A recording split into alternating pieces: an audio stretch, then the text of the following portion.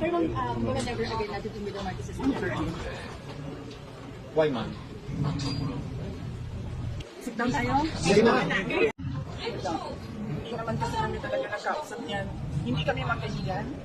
Unang-una, nagkakilala lang kami dahil naging running mate kami. So, bago pa man kami naging running mates, hindi na kami nag-usap. Rebuking this committee. Why am I supposed to rebuke the committee? I am You not. have been saying things for a while. What? You have been rebuking this committee. You are saying that. We're not blaming the vice president on this. Honorable Marcoleta, we are not blaming the right to suspend. 1 minute suspension is move to suspend. Congressman Marcoleta, you cannot move because you are not a member of this committee. If I am replaced as a vice chair, does that automatically mean that I am removed as a member of this committee? Hindi naman kasi kami talaga nagkausap niyan. Hindi kami magkaibigan. Unang-una, nagkakilala lang kami dahil naging running mate kami. So, bago pa man kami naging running mates, hindi na kami nag-uusap. Nagkausap lang kami during campaign at dahil sa trabaho noon, banda ngayon hindi kami nag-uusap. Ang kaibigan ko talaga si Senator Amy Marcos. Kilala niya ako si President. Nung nag-tender ako ng resignation, yun yung last na nagkausap kami ni President Ma'am, do you Marcos. think kung si President Marcos magsalita para sa inyo, on behalf of you, baka maayos kaya itong nangyayari dito sa Kongreso? Alam niyo, kasi madami hindi namin kilala sa akin, pero mag-share akong konti ng ugali ko. Hindi ako humingi ng tulong. Alam niya ng tatay ko, naging mayor siya ng president. Hindi ako humingi ng tulong. Kaya nga kanina kung nakita ninyo, nakita ninyo, lumapit ako kay Congresswoman Gloria Arroyo. Sinabihan ko siya, ma'am, huwag ka na magpa-stress dahil dito sa ginagawa nila sa akin. Kaya ko ito. Don't stress yourself about it. Yan ang sinabi ko kay Congresswoman. Ma'am, sa gitna po ng lahat ng ito, how are you po? How do you feel about what's happening right now? And you mentioned even about the impeachment of or possible. Iniisip ko lang na kapartiyan ng journey ko as a government official. Yung mga lahat ng nangyayari. Kung sabihin niyo po may hand si PBBM sa nangyayari ng dito sa Congress, actions against you and the Duterte family, sabihin niyo man-hand sa Pangulo. Paano yung sagutin ka na? Kasi wala actually sagot ko niya. Next. Kumusta si ICP Duterte? Kumusta yung pag-advise niyo sa iyo at nangyayari ngayon na BBR? Okay naman ata siya. Hindi kami nagkakausap ni former President Rodrigo Duterte. Pero sinasabihan ko lagi yung mga nakapalibot sa kanya na sabihan siya ng stress sa nangyayari. Tulad ng sinabi ko din kay Ma'am GMA kanina. Ma'am, may regrets ba kayo na sumama kayo sa Unity kasama si President Marcos? Medyo mahaba kasi yan eh. Need sa sit down. Sit down tayo, ma'am. Kaya, Kasi man ba yung sinasabi nga this is targeted para sa 2020, yung ibot ng mga tao, plus din pa siya nagsabi yung yes, yung nag-benedict speech, siya yung nagsabi na ano daw, huwag pagkatiwalaan, yan ba yung gusto or nag-aamsa ng presidente siya yung nagsabi. Pero may ba, tatakbo ba kayo 2020? Noong 2019, tinanong ninyo ako kung tatakbo ako sa noong 2017, tinanong ninyo ako kung tatakbo ako sa 2019. Noong 2019, tinanong ninyo ako kung tatakbo ako sa 2022 at sinabi ko na mag-a-announce ako kung tatakbo ako hindi January 2021. Sinabi ko magsasagot ako January 2021. Sa ngayon, very minute, magsasabi ako tatakbo ako sa fourth quarter ng 2026. Hindi, sorry to ask this question, hindi ba kayo sinusunod yung payo ng tatay about sa pagtakbo? That is a very good question. It's a sit down, bigyan kita ng papunti ngayon. Naririnig niyo si PRD, di ba ngayon? Sabi siya, huwag ka tumakbong president. Ngayon, sabi niya, yan din ang sinabi niya noong 2024. Huwag ka tumakbong president. Kasi nanggaling na ako sa sabi niya, hindi siya magaling na gano'n. Maawa ako sa iyo. He never sent a run municipal president. Ano bang never again na po kayo sa numbers? Pero mga never again natin yung Middle Marcos Why, ma'am? Sit down tayo. Ang last question na lang, kind of turn emotional when we asked you kamusta ka na kanina and you not asking for help to anyone and even kay CGMA Kung kanina. makikita nyo, di ba? Well, kahit asawa ko, wala siya dito. Hindi ako tao na humihingi ng tulong. Nabihat ko lang yung asawa ko kanina. Sabi ko, maganda ka lang. Kasi sabi niya, maganda ako. Sabi ko, okay, sige, maganda ka lang.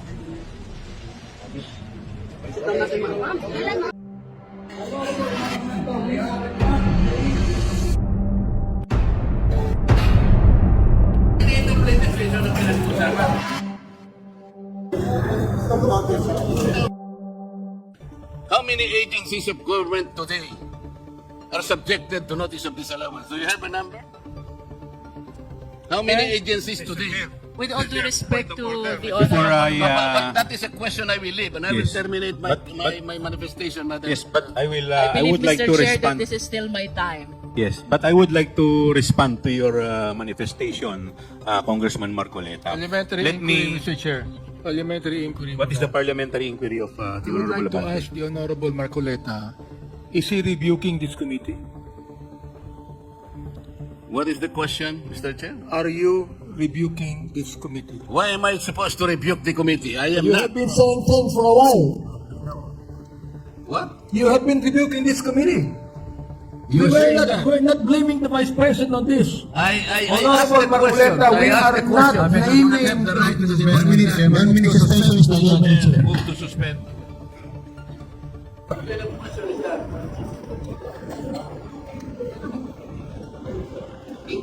If I rebuke this committee, I would have never attended this committee.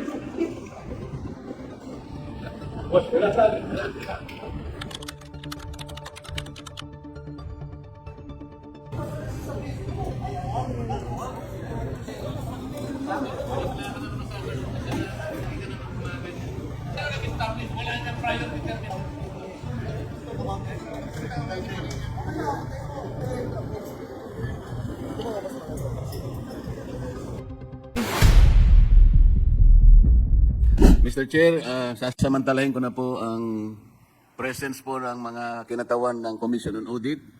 Gusto ko po sanang itanong mula sa kanila, ano-ano pong mga opisina ng ating pamahalaan o ahensya ang pinagkakalooban po ng intelligence and confidential funds? Confidential funds are given to NGAs, to LGUs, and some GOCCs po. You can elaborate, Madam Representative, sino po sa mga LGUs ang binibigyan po ng intelligence and confidential funds? Mr. Chair, pagka meron naman pong mga ibang agencies na Kaya nga po gusto ko pong malaman, halimbawa 2022 at saka 2023. Ballpark figures lang po, ilan po sa mga official at sa mga opisina ng mayor na nakatanggap ng confidential or intelligence funds ang subjected to notices of disallowance? Ilan po sa opisina ng gobernador, ganun din po yung tanong.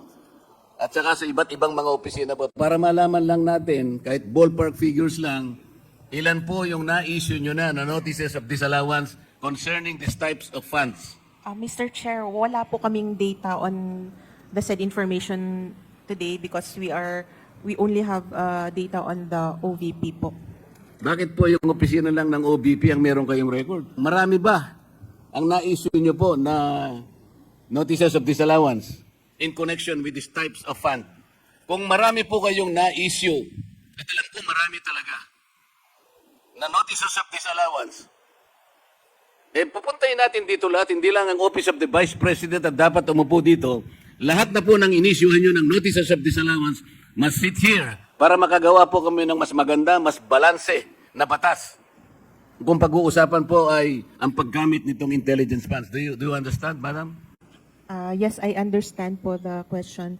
So However, the committee is expecting to receive the number as well as the pertinent records pertaining to the issuance of notices of disallowance to the municipal mayors, governors, the PNP, the AFP, and such other agencies who are recipients of intelligence and confidential funds, because later on we will also summon them and sit with us. Thank you, Madam Chair, Mr. Chair. Congressman Marcoleta, you cannot move because you are not a member of this committee. It's good that you have raised that, Mr. Chair. I am a vice chair of this committee. On September 4, I was surprised because I saw the journal that I was replaced by my comare. The question is, if I am replaced as a vice chair, does that automatically mean that I am removed as a member of this committee? Before you answer that, Mr. Chair, I think I need some legal basis before you answer that. Yes, your removal from the vice chair, you were removed in a plenary session, House Rules. Now, under Section 28 of the House Rules, it provides that the House shall, upon the recommendation of the Committee on Rules, organize committees, their membership, and jurisdiction. Therefore, your removal as vice chair and member of the House was a plenary action, and therefore, it should be the plenary who should include you as member or as vice chair. Thank you. Mr. Chair, it was very clear that I was removed as vice chair. I was not removed as a member. Because you were There is this distinction between being a member and a vice chair. If I Yes, was but- removed as vice chair, but your appointment as vice chair, you were not appointed as member. Your appointment was as vice chair. So hindi naman po kayo Mr. in-appoint Chair. muna as member bago kayo ginawang vice chair. Your immediate appointment was as vice chairman, and therefore your removal as vice chair will remove you as member also. Yun po yun. And it's a That is plenary your- action. The committee has nothing to do with it. that is your opinion, Mr. Chair, but I am expecting that some kind of a basis should be presented that upon removal of a vice chair, that automatically also removes him as a member of that committee. That's all I am asking, Mr. Chair. Point of order, Mr. Chairman. We have already answered the manifestation or the inquiry of the Honorable Marcoleta.